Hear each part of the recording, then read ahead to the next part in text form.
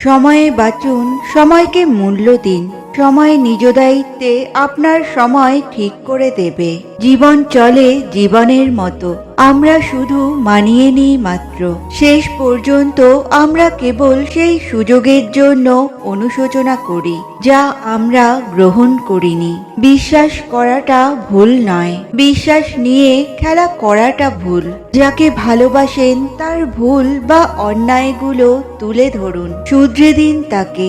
ভালোবাসেন বলে এই নয়, তার ভুল বা খারাপ পদক্ষেপগুলোকে সহমত জানিয়ে মাথায় তুলে নাচবেন।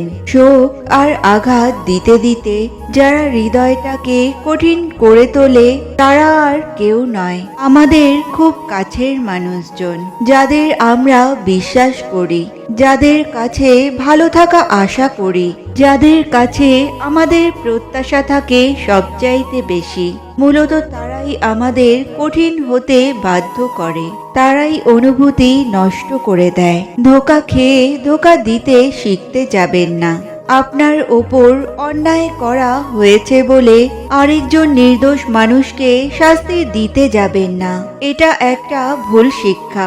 আত্মীয়দের বাড়ি যাওয়া বা ঘনিষ্ঠ যোগাযোগ রাখা যদিও সমাজের একটি গুরুত্বপূর্ণ অংশ, তবে ঘন ঘন যাতায়াত করলে এর নেতিবাচক প্রভাব পড়তে পারে।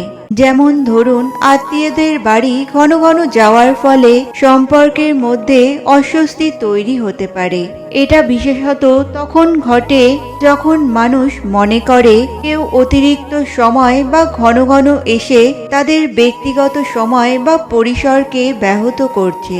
এছাড়া যদি আত্মীয়রা মনে করেন যে কেউ খুব বেশি তাদের বাড়িতে সময় কাটাচ্ছে, তবে তারা হতাশ বা বিরক্ত হতে পারে, যা সম্পর্কের ওপর নেতিবাচক প্রভাব ফেলতে পারে। সুতরাং সম্পর্কের মধ্যে সমঝোতা এবং সীমা রাখা গুরুত্বপূর্ণ, নয়তো সেখানে ধীরে ধীরে আপনার সম্মান এবং গুরুত্ব দুটোই কমে যাবে। তাই মাঝে মধ্যে আত্মীয়দের বাড়ি যান, ভালো সময় কাটান, যা সম্পর্ককে আরো ভালো রাখতে সহায়ক হতে পারে। তবে নিজের সীমাবদ্ধতা এবং অপরের সময়ের মূল্য বুঝতে হবে, যাতে সবার জন্য সম্পর্কটি সুস্থ এবং সুখী হয়। তিনটে জিনিস খুব মূল্যবান। সম্পর্কে সম্মান থাকা দরকার, ভালোবাসাতে বিশ্বাস থাকা দরকার, আর বন্ধুত্বে গুরুত্ব থাকা দরকার। মেয়ে গরিব হলেও অনেক ছেলে তাকে বিয়ে করে, কিন্তু ছেলে গরিব হলে কিংবা প্রতিষ্ঠিত না হলে বেশিরভাগ মেয়েই সহজে বিয়েতে রাজি হয় না।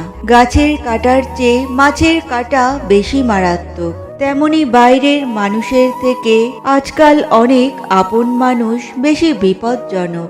বাবার হোটেলের দাম বোঝার চেষ্টা করো। যে সকল সন্তানরা বাবার শাসনে কষ্ট পাও তাদেরকে বলছি শোনো, একবার বাবার হোটেল থেকে বের হয়ে দেখো। এক মুঠো ভাতের জন্য কত কষ্ট করতে হয়।